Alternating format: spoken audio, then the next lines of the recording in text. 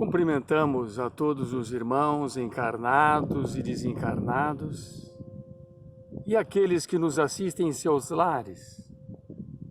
Que Deus e Jesus estejam conosco nesta hora, nos trazendo a sua paz e harmonia nesse momento. Vamos elevar o nosso pensamento a Deus para iniciarmos os nossos trabalhos. Pai nosso que estás no céu, em toda parte, santificado seja o vosso sagrado nome.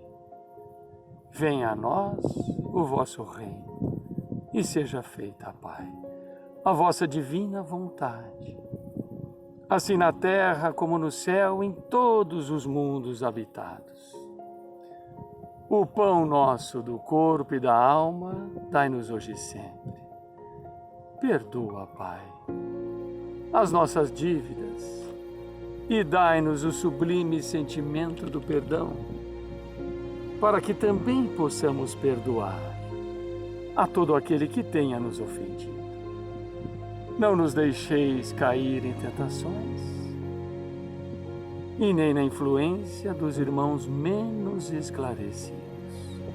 Envia-nos, Pai, seus divinos mensageiros, para nos proteger, amparar e guiar hoje e sempre. Que assim seja. Em nome de Deus, de Jesus e dos nossos guias espirituais, especialmente de Oswaldo Melo e Bezerra de Menezes, pedindo seu amparo e proteção, damos como abertos os trabalhos de exposição doutrinária, passes e irradiações. Sejam bem-vindos, queridos irmãos. Iniciaremos neste momento a exposição doutrinária, que foi retirada de um canal do YouTube. Muito obrigado, que assim seja.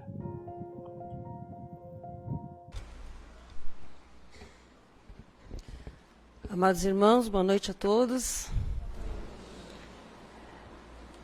É com muita alegria que eu venho sempre aqui a Criciúma. Sei que é uma cidade quente, né? A gente que vem da praia dá até raiva, né? Mas vocês devem saber que quem passa o verão em Criciúma, para entrar no céu, paga só meia entrada. Então vocês não se preocupem que nada é em vão. É importante, essa questão que a nossa irmã Esther estava comentando a respeito do furto, me lembrou uma história do Chico, que um conhecido que tinha um escritório de contabilidade teve o consultório arrombado e teve tudo que era de valor foi roubado. E ele foi se queixar para o Chico Xavier. E aí o Chico ouviu, né, todas as lamentações dele, né, obviamente. Aí quando ele deu uma pausa, o Chico disse assim: "Ah, meu irmão, é tão bom poder devolver. Nada é acaso, né? Então, quando nós estamos nos referindo a coisas materiais, nós sabemos que nós temos que agradecer por tudo, mas sempre com o cuidado, como a nossa irmã colocou ali, de que nós não incorramos em novas faltas. Porque nós, embora nós estejamos aqui num plano que é um plano material, e um plano material tem os seus desafios, todos nós os temos, não significa que nós estamos aqui exclusivamente para sofrer. Embora todos nós tenhamos as nossas cotas. Mas o que transforma um desafio em sofrimento é a forma como ele é encarado. E são essas lições que os amigos espirituais tentam nos dar. A forma como nós vemos as coisas. A ótica com que nós analisamos as coisas, ela é determinante. Se nós vamos ter uma trajetória terrena mais tranquila ou mais atribulada. Então, Eu lembro que eu escutei numa palestra uma vez que o Haroldo Dutra Dias estava contando de uma experiência que foi feita, aliás, uma dinâmica que foi feita numa empresa.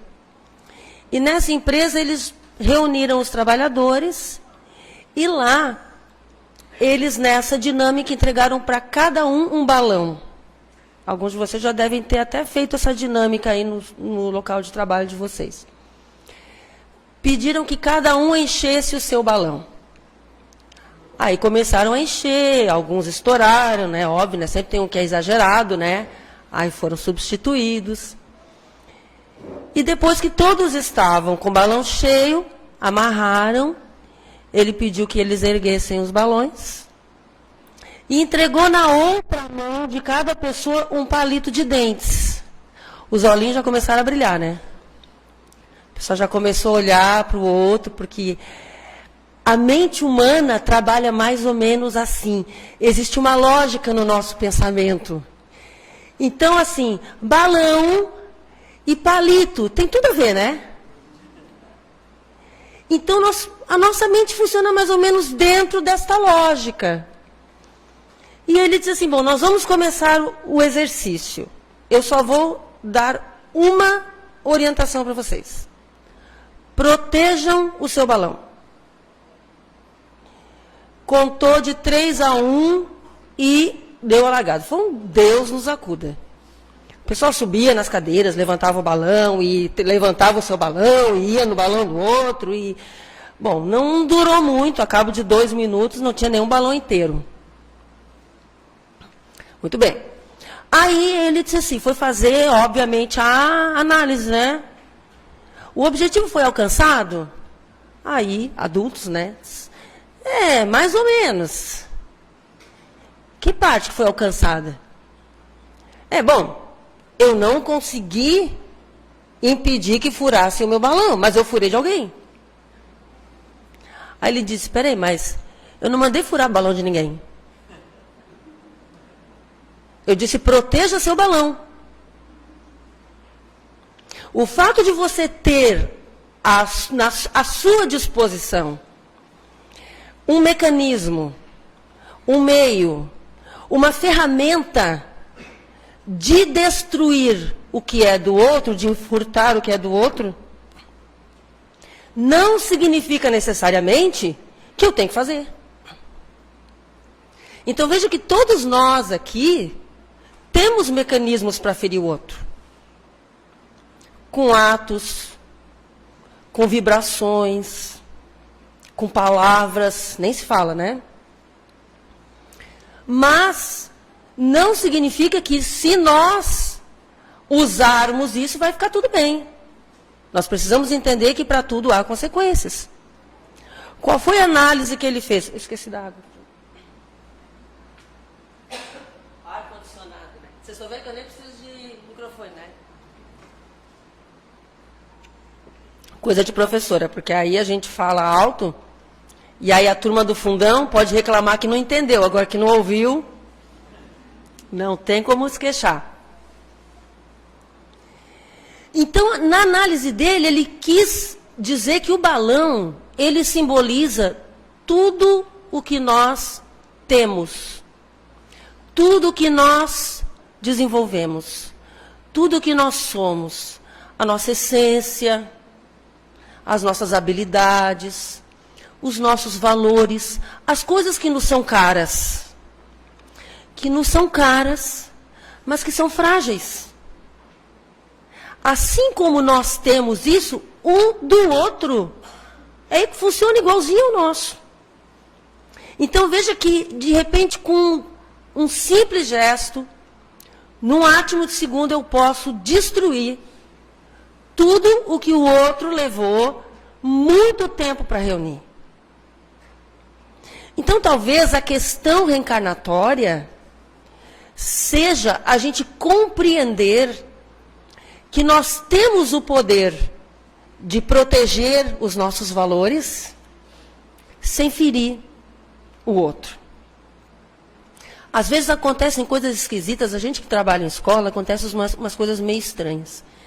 Cada pessoa tem um raciocínio diferente. Um grupo de alunos recebeu uma advertência. Por uma questão banal, mas receberam uma advertência. Aí no dia seguinte tinha um aniversário de um amigo, que não tinha nada a ver com a história. Receberam um convite do aniversário dele. Parte das mães e dos pais, principalmente as mães, né, não permitiram que aqueles que receberam a advertência fossem na festa. Eu não estou dizendo quem está certo e quem está errado, tá? É para reflexão. Nós estamos aqui usando o critério kardeciano, nós estamos raciocinando. Muito bem. Eles mereciam algum tipo de represália, uma lição? Sim, sim. Eu acredito que sim.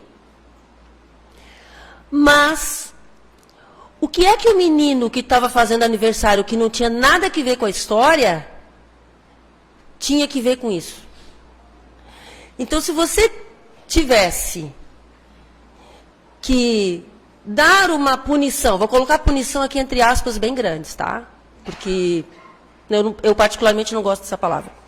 Mas se a gente tiver que dar uma punição, existem tantas outras formas educativas, corretas, fraternas, humanas e inteligentes de educar, sem permitir que o amigo, que só vai fazer aniversário de novo no ano que vem, né, que isso não espirrasse nele. Porque quando eu corrijo eu tenho que ter o cuidado de que o outro não pague junto. O plano espiritual faz isso conosco, só que nós não percebemos. Eles agem conosco exatamente dessa maneira. Se eu cometo um erro, e sempre cometo, e eu, obviamente, esse erro vai gerar consequências e eu vou ter que responder por elas. Mas se no momento oportuno de eu responder por isso, se alguém que não tem nada com a história tiver que entrar no meu, suspende para tudo. Vocês lembram da história é bíblico, né? Havia uma cidade que estava se perdendo. Então tinha que fazer o quê? Essa cidade aí não está indo para um caminho perigoso. Vai chegar um desastre natural lá e vai arrasar com tudo. Chegou a hora. Tem 100 justos ainda naquela cidade. Então não manda. Mas o tempo foi passando e daqui a pouco disse, não, mas olha, a coisa está ficando ruim. Vai ser agora. Não, mas espere, mas tem 10 justos naquela cidade. Então segura um pouquinho. Passa o tempo, vamos lá, como é que está? Não, mas ainda tem um justo naquela cidade. Então segura um pouquinho.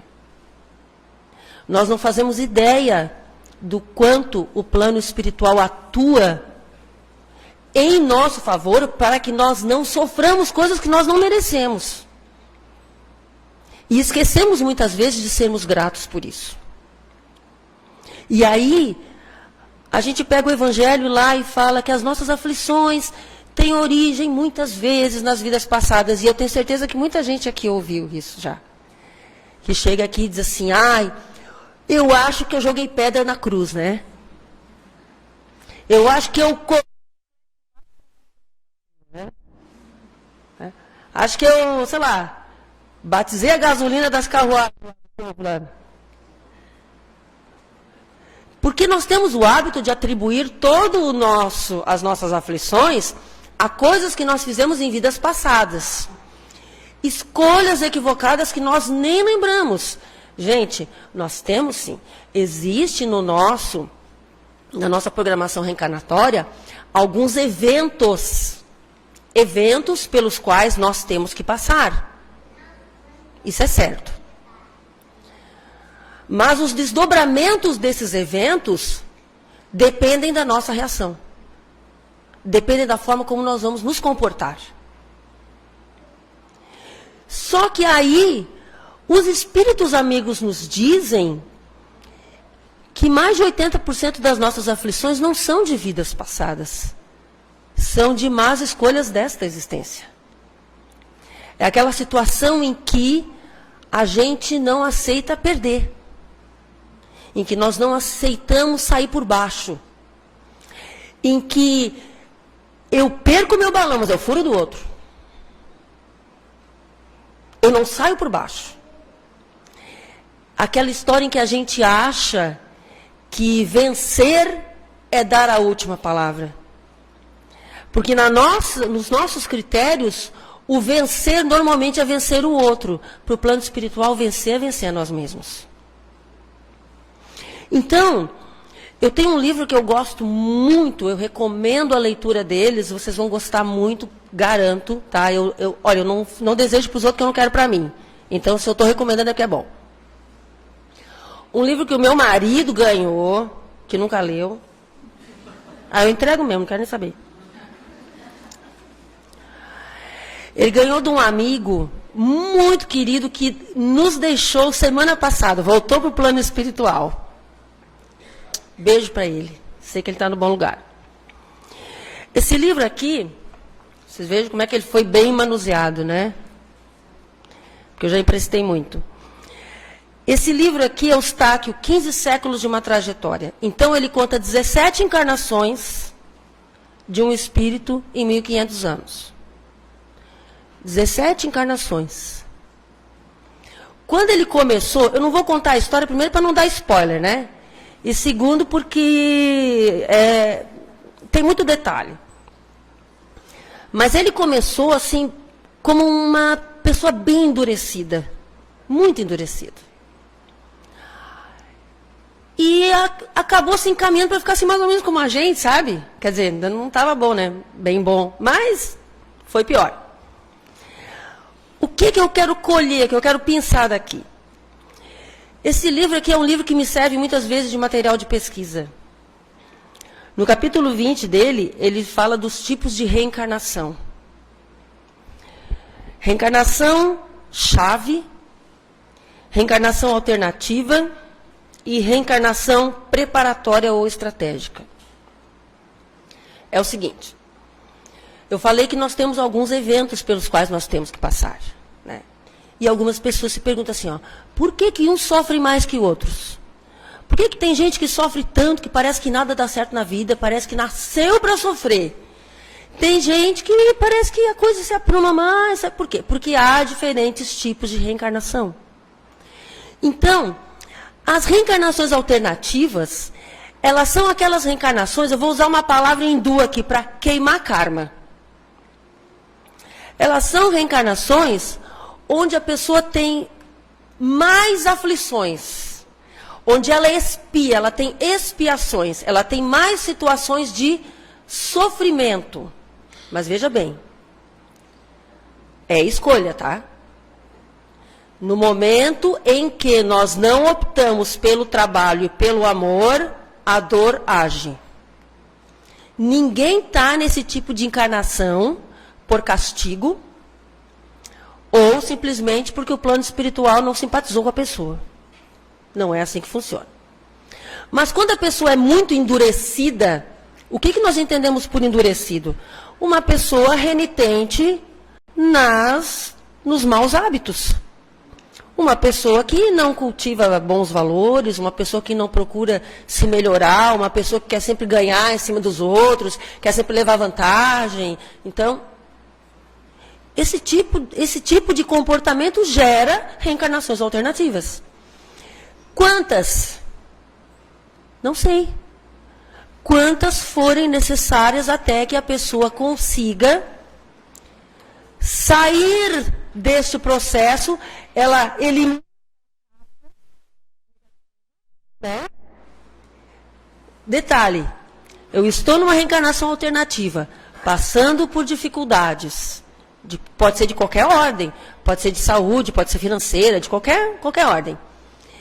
Se neste processo eu enfrento uma aflição e ao invés de compreender a lição e buscar me modificar, eu me revolto eu não saio desse tipo de reencarnação. Termina, começa outra. Termina, começa outra. Termina, começa... Entendeu por que eles chamam de roda de karma? Porque tu entra numa roda que tu não sai. Até, graças a Deus, né? Chega uma hora a gente cansa de sofrer. Chega uma hora a gente cansa de sofrer. Vocês querem ver lá embaixo, provavelmente agora, tem alguém conversando com algum desencarnado lá e está virando para eles assim, meu irmão, você não cansou de sofrer, não? Você não está cansado disso, não? E muitas vezes assim, olha, cansei. Mas eu gosto sempre de lembrar que a gente aprende com eles, com os desencarnados, que são parte dos nossos educadores. Eles falam assim, ó, olha, eu vou aceitar o que vocês estão me oferecendo. Eu vou recomeçar, vou, né, passar a régua, começa do zero, mas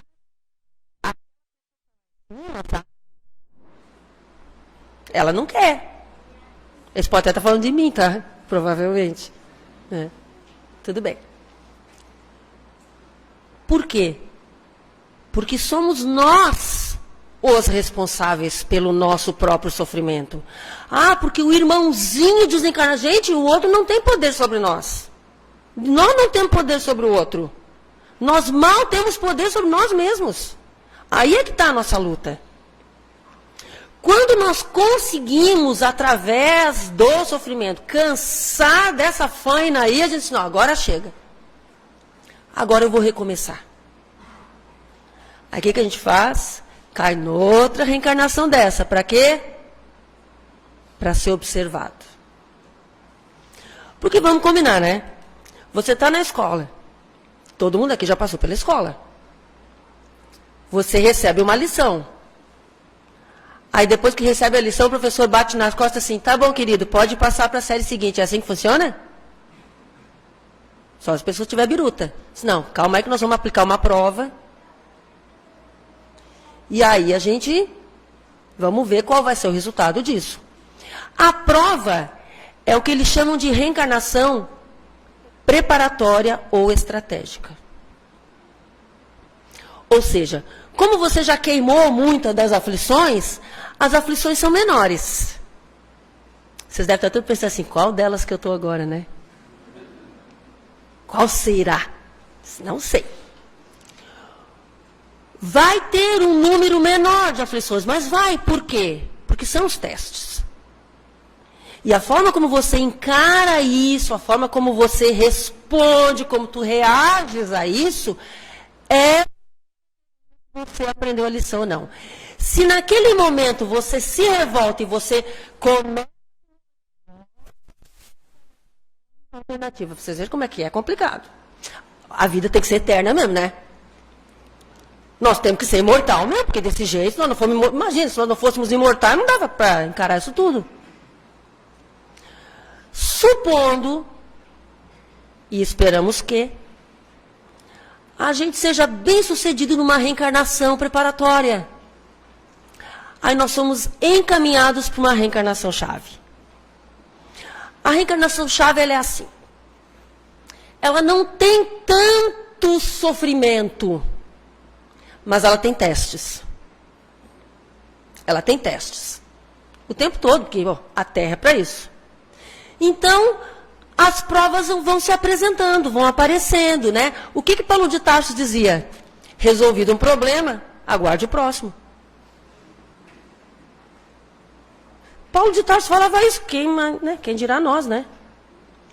Então, à medida que essas situações vão se apresentando, se nós conseguirmos encará-las de uma forma inteligente, articulada, com aquele jogo de cintura, o bom, a gente consegue evolução espiritual. Subimos um degrau na escala espírita ou espiritual. Subimos um degrau.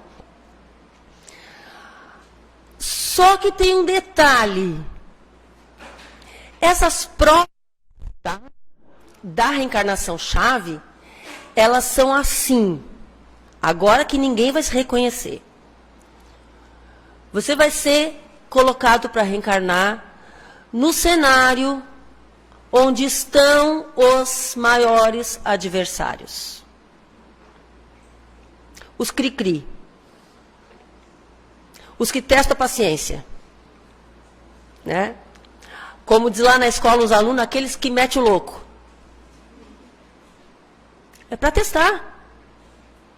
Então, se nós nos encontramos numa situação em que parece que tudo conspira para nos tirar, fica triste. Nós temos que nos alegrar, porque é sinal de que nós estamos numa encarnação bem determinante para a nossa evolução. Se nós sairmos vitoriosos, e veja que ser vitorioso não é vencer o outro, é vencer as nossas dificuldades. Se nós sairmos vitoriosos, é evolução espiritual. Galgamos degraus. Humberto de Campos diz que, acho que já falei isso aqui para vocês, mas eu às vezes repito coisa que eu já falei, porque a gente depois que passa dos 30 anos de casado, a gente já começa a esquecer um pouco as coisas, né? Mas Humberto de Campos diz que terminada a escala de evolução, em que a gente vira espírito puro, começa uma nova escala, que é a escala crística. Aí o Haroldo Dutra fala assim, aí é que fica legal. Aí começa a ficar divertido. Porque quando você vira um Cristo, está quase lá, estamos quase lá. Quando você vira um Cristo, você vira um co-criador. Então, quando fala que Jesus construiu, participou da construção do planeta Terra, foi mesmo. Foi. É tipo assim, ó, Deus deu todos os ingredientes. Deus deu a massa, deu o tijolo, deu o cimento, deu a areia, deu a pá na mão, assim, vai lá e constrói.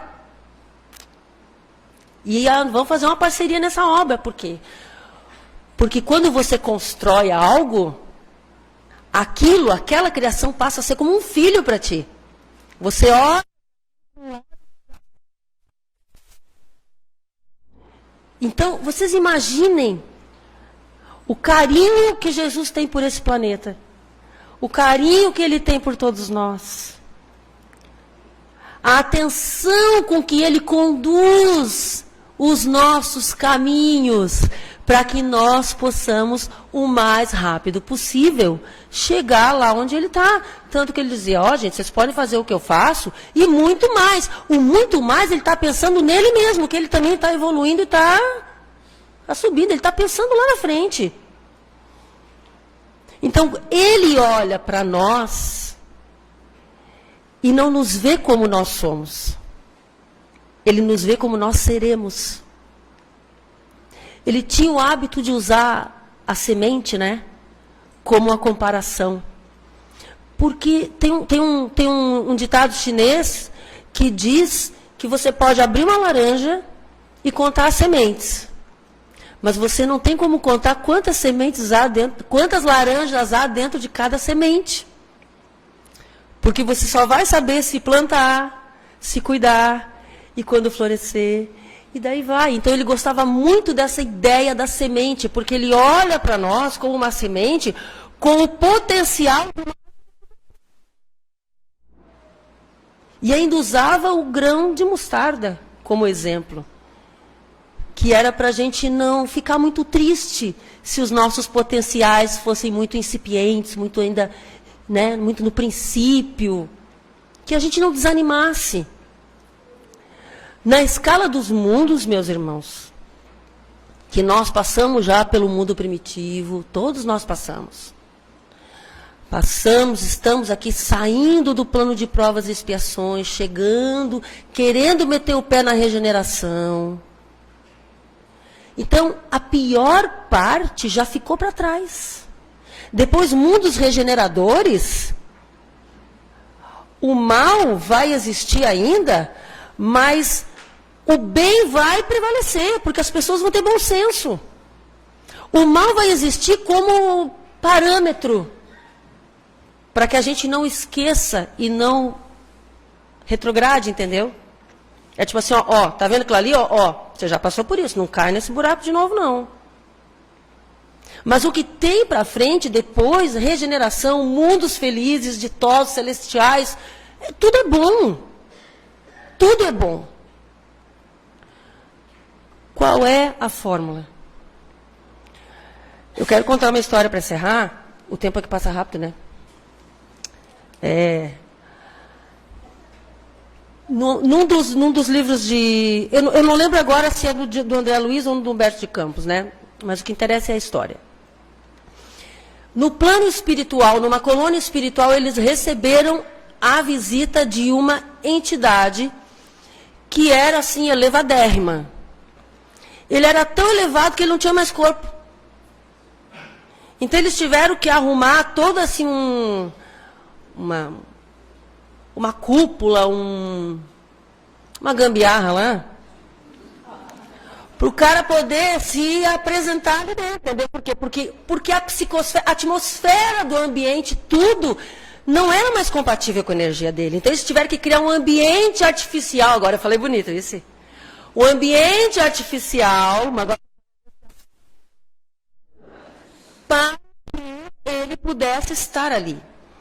E eles chegaram, a audiência, né, toda assim, vibrando, porque eles queriam ouvir as palavras daquela entidade, né, super elevada, e queriam fazer perguntas para ele, e a cada pergunta que eles faziam, como nós vamos educar a nossa paciência? Estou dando um exemplo assim aleatório. Aí ele pegava, materializava um pergaminho com uma página do Evangelho e lia aquela página referente à paciência. Ah, como que eu vou lidar com não sei o que lá? Ele materializava um pergaminho e lia a página do Evangelho que falava daquilo. Será que uma entidade dessa natureza não teria condição de pegar e, com as suas próprias palavras, né, dar uma lição para todos? Lógico que poderia. Mas a primeira lição que ele deu foi a da humildade. E a segunda é que a resposta de tudo está no Evangelho. A resposta de qualquer coisa está no Evangelho. Então, na hora que você se sentir angustiado, abra o Evangelho. Ali está a consolação. A hora que você se sentir cansado, abra o Evangelho. A hora que você se sentir que está desanimando, abre o Evangelho. A hora que você estiver feliz, abre o Evangelho e agradece. Porque o ouvido de Deus não é só para ouvir choro. A gente de vez em quando tem que agradecer. E nós temos muito que agradecer. Vamos combinar que nós temos muito mais a agradecer do que pedir. Então, que as nossas primeiras atitudes, nossas primeiras escolhas sejam de tomar atitudes positivas. Porque ficar arrastando mágoa, arrastando corrente, gente, olha, primeiro que cansa os outros, né? Ninguém falou isso para vocês que o povo aqui é bacana, mas eu sou bem barraqueira. Então eu já dou a real mesmo. Uma pessoa que só te procura para chorar, as pitangas, o tempo tem uma hora. Chega uma hora, você está chegando, a pessoa atravessa a rua. Aquela pessoa que você tem até medo de perguntar, tudo bem? Que a pessoa vai ficar, né? É normal. É normal. Mas quando você estiver, eu estou falando você, mas é para mim também. Porque eu também faço isso, também passo por isso. Quando estiver naquele momento em que está sentindo que a vibração está baixando, pense em Jesus. Pense em Jesus com força. Ontem nós estávamos encerrando as atividades na nossa casa, todo mundo fechando a porta para ir embora, aí entra uma moça aos prantos. Não dá para mandar embora, né? Mas, pela hora, disse, não. Vamos aplicar um passe. E nós, espíritas, temos por hábito seguir o exemplo de Jesus. A gente aplica o passe depois de uma palestra, de uma página evangélica, né? Que é para colocar todo mundo naquela vibração boa, porque a gente fica mais receptivo. Mas já tinha passado a palestra, tudo, já tinha passado, acabado tudo. Disse, não, mas vamos lá. Sentamos, para ela ali. Falamos para ela assim, ó, pensa em Jesus com todo o teu coração. Imagina que Jesus está entrando por aquela porta ali. Fecha os olhos e visualiza. Ele está entrando por ali agora.